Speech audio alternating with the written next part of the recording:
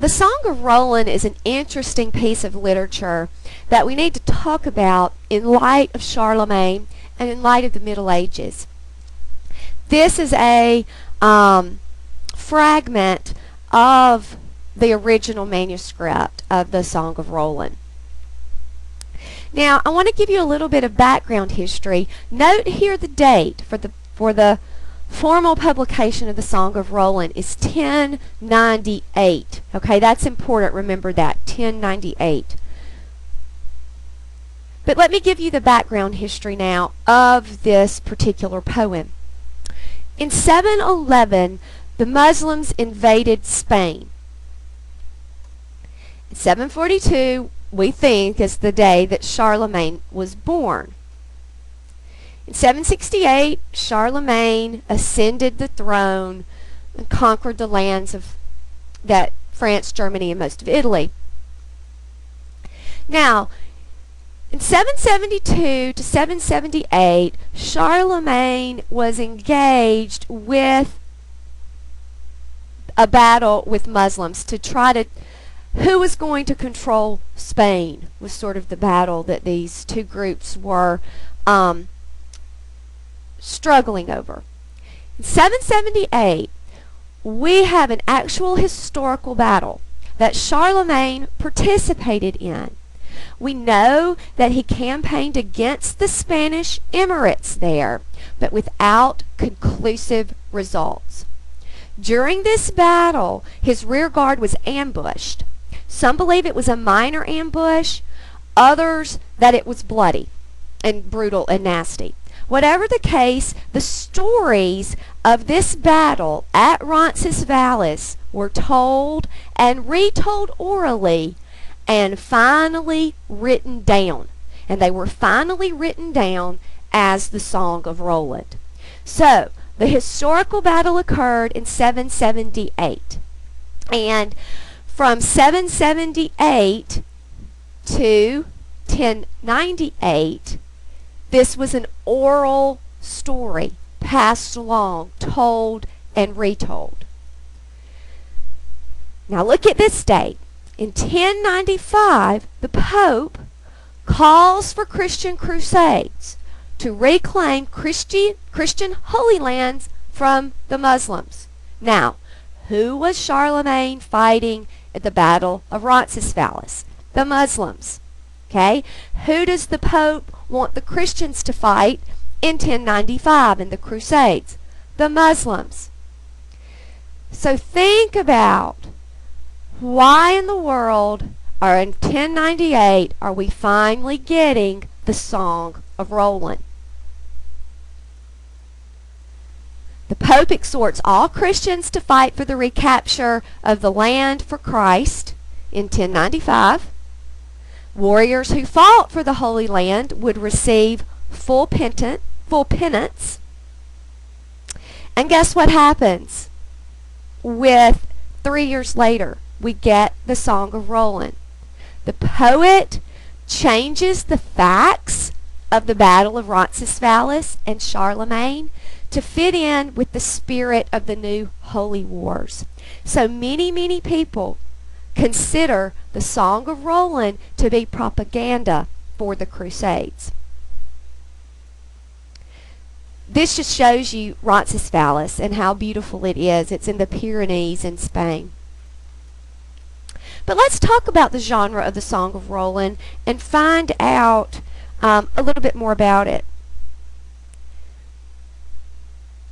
It is considered to be a poem of deeds, or a chanson de geste in the French. It's a very common form that was patterned after epics. There was a hero on a worldwide stage with great exploits, supernatural elements, figurative language. Sounds a whole lot like the epics, the Iliad and the Odyssey.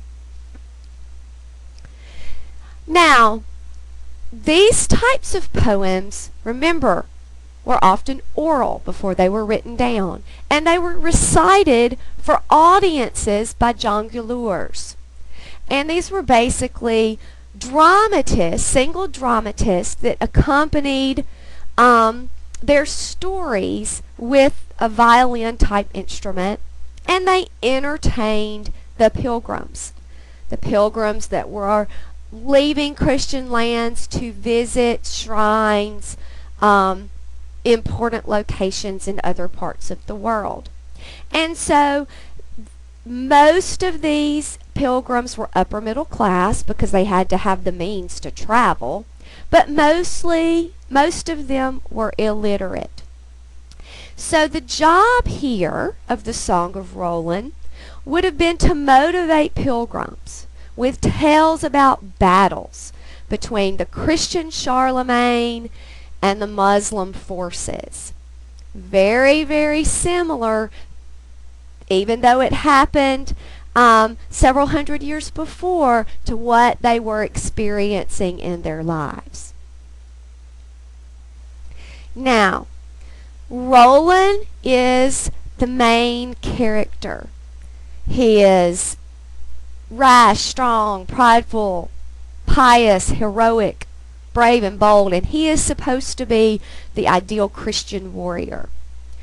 Ganelon is the bad guy. He's the one that is selfish and sort of the mean trickster figure.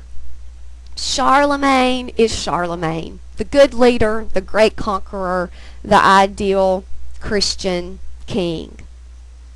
Olivier is wise and brave. He stands for wisdom and reason. King Marcelion is another bad guy. And then the Archbishop Turpin is bold and determined and pious. Now, at one of the central points of the Song of Roland, Ganelon and Roland get into a disagreement about how Charlemagne should handle the Muslim force at the Spanish border. Roland wins, Ganelon vows revenge, and ultimately betrays Roland, and that sets the stage for the battle at Roncesvalles. And the themes and the subjects that you get in the Song of Roland are the glory of the military campaign, the chivalry of knights, and the clash of good and evil. Put more bluntly, Christian valor versus Muslim wickedness. And this is actually a painting of the death of Roland. You see angels about to carry his soul, or they are carrying his soul up to heaven. And this is from a medieval illuminated manuscript. So even though this battle at Roncesvalles took place hundreds of years before the Song of Roland was penned, there's a definite connection between the ideas between good and evil, Christian and Muslim, that were floating around in the culture at the time. So when you read literature, an interesting thing to do, whether it's medieval literature or modern literature, is to consider the time period that that literature was written in. I mean, we can read literature for the story, for the good story, the conflicts, what happens. But you should also begin to read literature to see what it can reveal about a particular cultural moment. How does literature speak both of and to its culture? Because it always does. Writers don't live in a vacuum. They're real people operating at a real time in history. And so often, what's happening culturally bleeds into and infuses their work. So as you read literature from now on, always ask, what's at stake here? What's the cultural environment that this work came out of? And I think it might open your eyes a little bit more to the value and the importance of literature that moves well beyond plot and who does what to whom.